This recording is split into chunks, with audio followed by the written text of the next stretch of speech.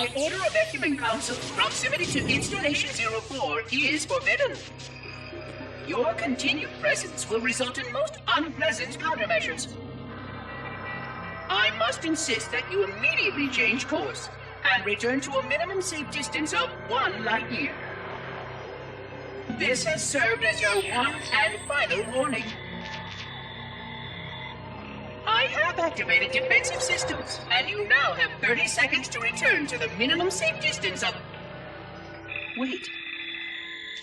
Curious.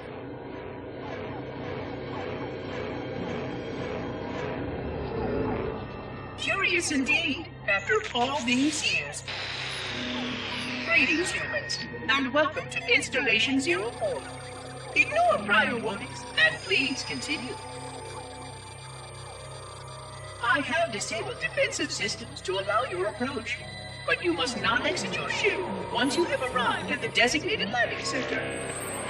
This ring contains significant dangers, and even with your assumed legacy, I must verify the presence and pitch of your gauge before allowing full access. We have much to discuss, humans. I have been away far too long. You have been away far too long.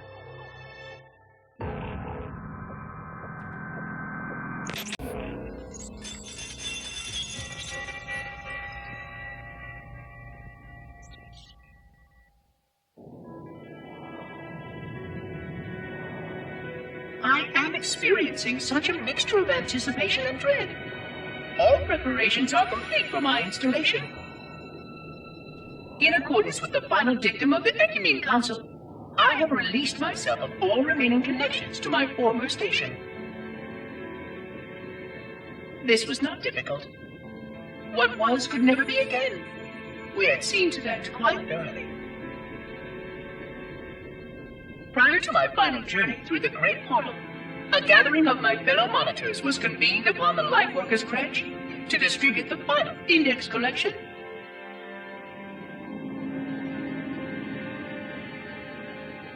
It was most unusual to have this vessel of rebirth play host to such an event. Even though Lightworker ships were the only ones still allowed slipspace formations, Lightworkers were responsible for getting us to our places on the active facilities of the array. While all of this was in accordance with the plan, one entirely unsatisfactory breakdown remained. We had no contact with the domain.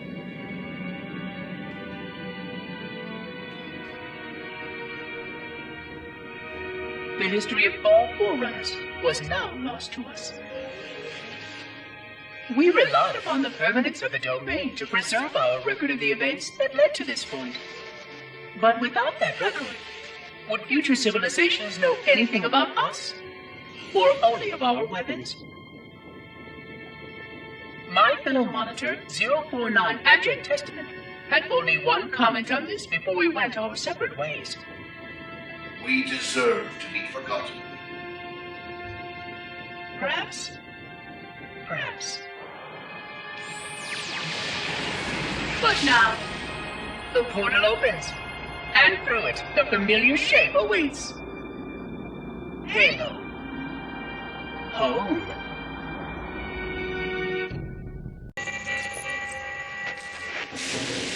Construct, who is your maker? Sadness and despair, Oracle. I am unworthy. I was not made. Never made, but you are right here, where you should not be. Tell your charges to cease their efforts immediately. Quarantine must not be violated.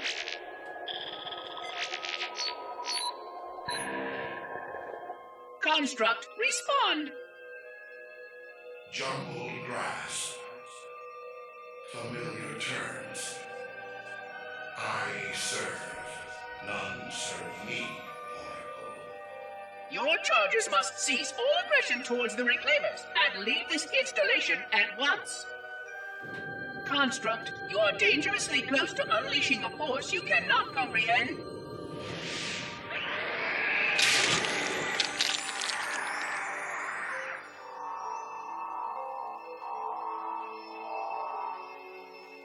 this is most inappropriate.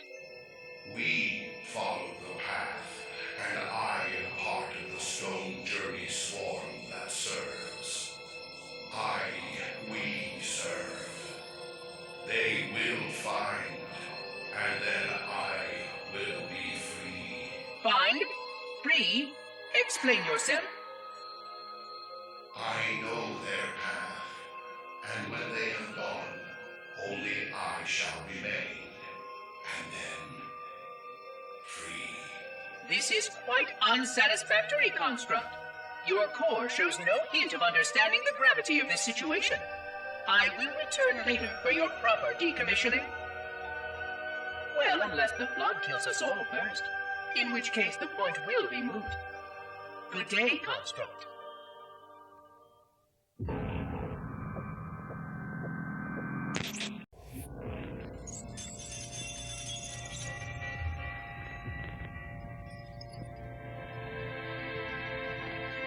Entropy. It has now been 3,000 years since my last contact with any of the other caretakers of the Halo Array. Despite clear communications protocol, my fellow monitors have either chosen to ignore, or, more likely, have lost the ability to engage in our scheduled updates. The continued lapse of the domain means that we are stuck with achingly slow wormhole superluminal communications. Prior to this total communication shutdown, the only messages I received in the preceding 4,573 years were incomplete and quite perplexing transmissions from Installation 05.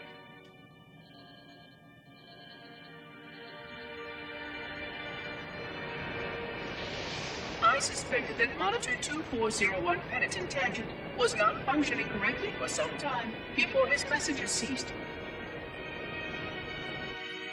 I have logged my concerns about his ability to perform his duties. At this point, however, I'm not sure who I file logs for. 2401 may be destined for madness. There are fail-safes for this, I know. I hope they work. I will continue to visit the projection systems at the assigned dates. Perhaps the other monitors are dealing with interfering galactic phenomena or unexpected system failures. 3,000 years of system failures. Indeed. In the meantime, I have exhausted all scheduled research activities assigned by the Council.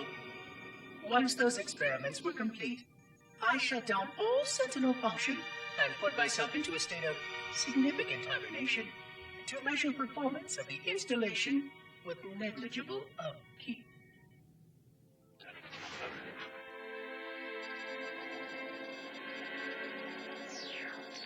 After 150 years with no noticeable impact upon installation systems or integrity, even in hibernation I became bored. This was quite troubling, as I was led to believe I was not capable of such a state. This was one of the gifts I was promised, an end to strife. I am aware of the dangers of a system such as myself losing operational focus. Quite troubling. I wonder if my fellow monitors are experiencing similar states, or if this is because of my particular path to this installation. For amusement, I have begun a series of experiments involving the evacuation of all matter from contained sections of my installation. By measuring the geologic effects of exposure to the vacuum of space and the eventual biological recovery of these sections, I anticipate getting valuable insight into emergency response scenarios in case of sentient proximity warning.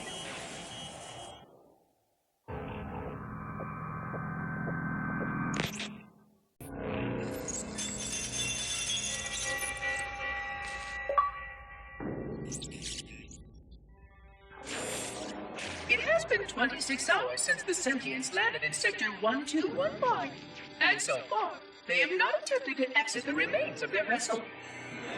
I say remains because their landing was either not executed adequately, or this vessel lacked significant maneuvering capability. The visible portions of the vessel have suffered catastrophic structural damage during the violent landing experience. I have detected atmospheric leaks in 17 distinct locations along the hull. My analysis shows that the mixture of gases coming from the ship matches the natural atmosphere on my installation almost exactly. Perhaps the occupants, if they're still there, were originally cataloged here. Perhaps these beings will confirm that the plan was successful, and that the galaxy has returned to its proper cadence. I am beyond optimistic. But I do not understand why these sentients have not attempted to exit their vessel. Other than the leaking atmosphere, the only thing emanating from this wreckage is an automated distress call. I am currently translating this automated broadcast, but with such a limited dataset and no direct communication, I do not anticipate full comprehension. Given the short-range nature of this craft, it is likely that other vessels are nearby. But, in accordance with procedure, I am blocking the distress call. No communication of the location of any installation is permissible. I admit great curiosity about these visitors. While the plan is quite clear about procedure for this situation, I have my doubts. How many failure points can the plan sustain before blind adherence becomes counterproductive? Surely, in light of all that has changed, I should be able to modify my responses to adapt it. No, I have duties, and I have a terrible cargo here. I must be sure. I shall obey and content myself to monitor. I hope they come out soon, though. So many questions to ask. So many questions.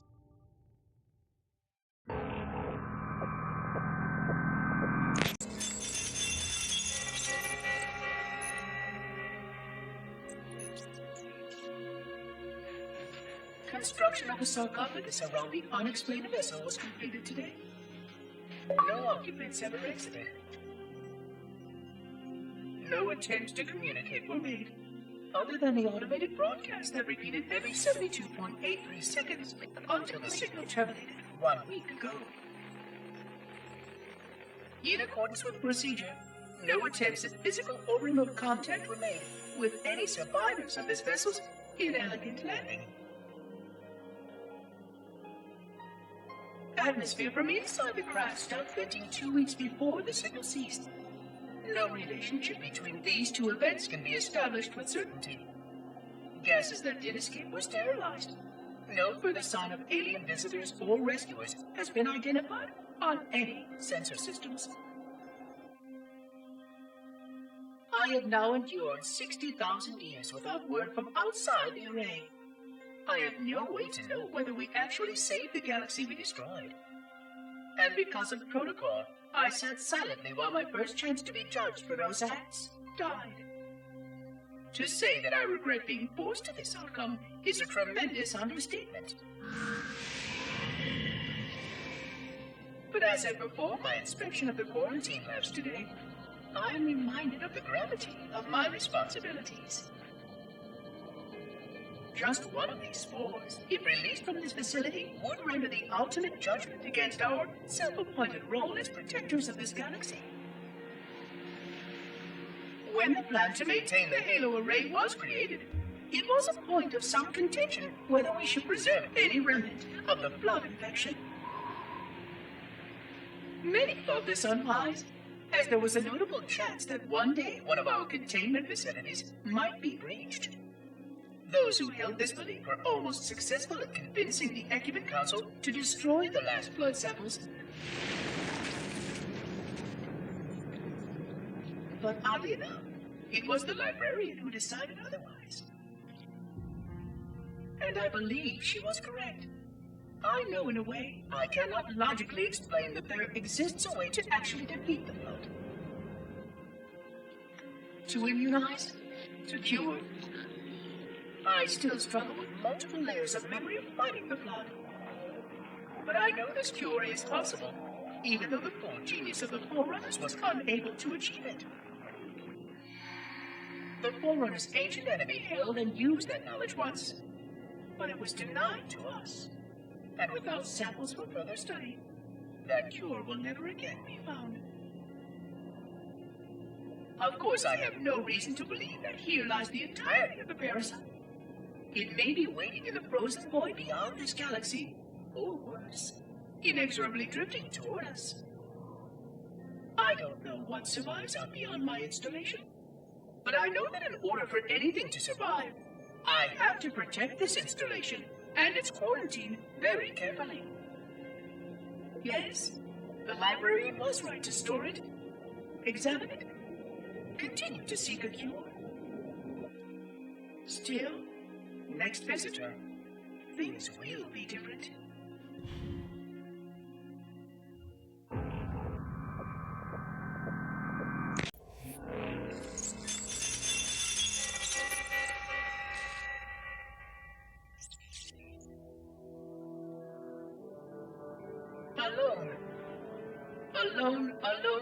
Alone. Am I the only intelligence left?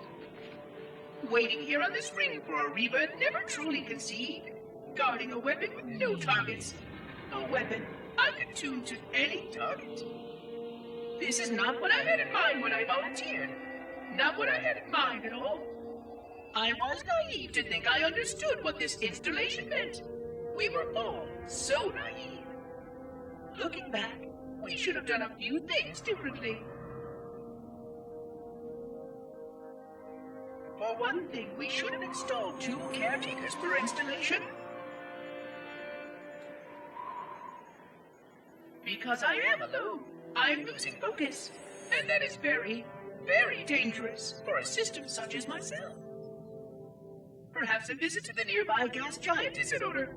My impulse drives could certainly make the journey. A few hundred years of travel might do me some good. There it was again. How very unproductive of me. It seems strange that the librarian did not account for this.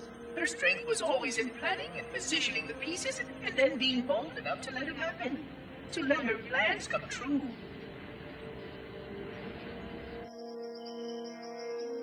I was a part of many of those plans long before I knew for certain that she was real. Before any of us were.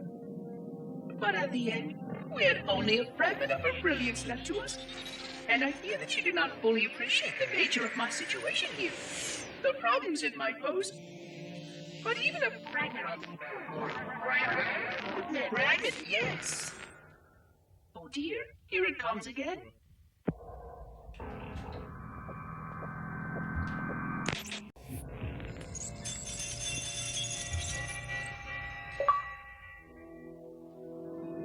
$25,000 light years. That is the effective range of this installation. According to the star charts archived on board this installation, I estimate that there are 3,792 worlds capable of sustaining biological sentient life within that 25,000 light year range. In reality, it may be significantly more than that. And if the full array was tuned and activated by Installation 00, the harmonics of the overlapping waves would magnify that effect exponentially, cascading to cover every known star system. And that only considers the firing of a mere 7 halos. And the original 12 rings survived to see use. Sterilization would spread far further than most forerunners ever feared we could reach.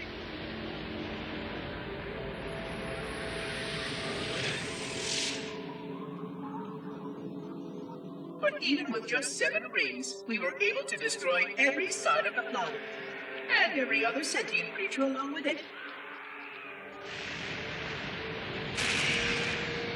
This victory was the will of our people, despite the fact that it meant our own end as well. But by our empiric measurement, it was a victory, and cleared the stage for the rest of the librarian's plan. I sometimes wonder whether the didact could have succeeded at a much smaller cost. I knew the folly of opposing him personally, and his brilliance was unsurpassed, except perhaps by her own. He never got the chance to fully execute his proposal. The council saw to that. But if something were to go wrong with one of the halos, if our tools were ever turned against us, long plans, indeed.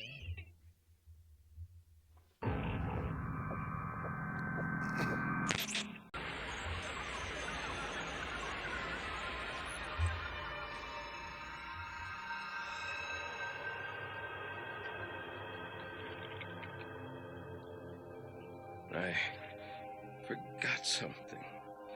What did I... My name. I forgot. Oh, Keys. Jacob. Captain. Service number 01928-19912-JK. What is that noise? What is that damn noise? Where am I?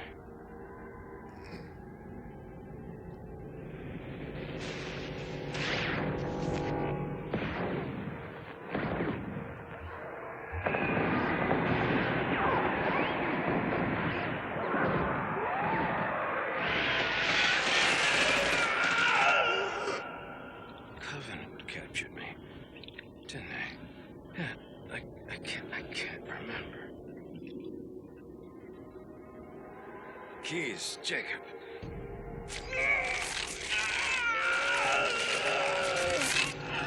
Oh, God, it hurts. This will never work, you covenant bastards. I'll never lead you to Earth.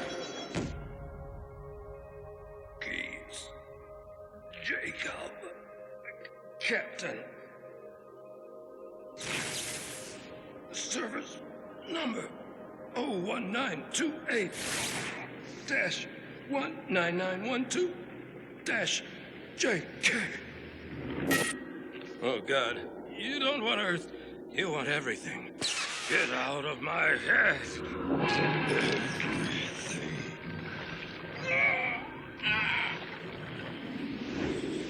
Miranda, is that you?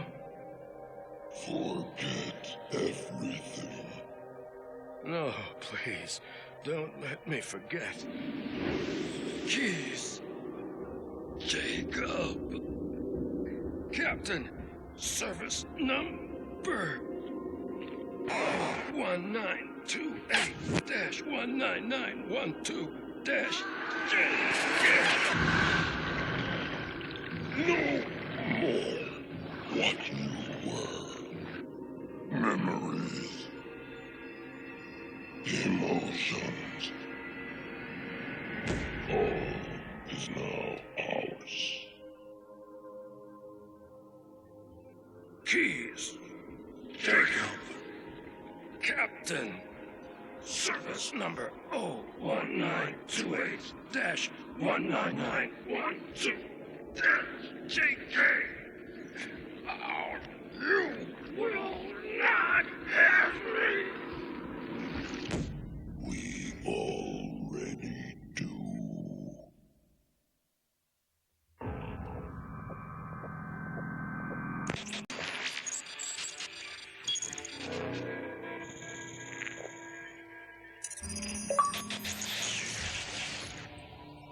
Sensation. 100,000 years of careful maintenance and diligence. 100,000 years protecting the galaxy's future. 100,000 years spent fearing that our sacrifices, my sacrifice, was in vain.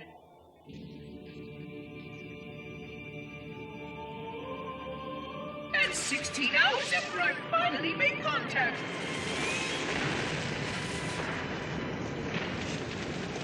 This so-called reclaimer decides to blow it all up. Oh, I am not pleased. Just as I finally discovered that our plan to save the galaxy succeeded, the ancient enemy is unleashed once more.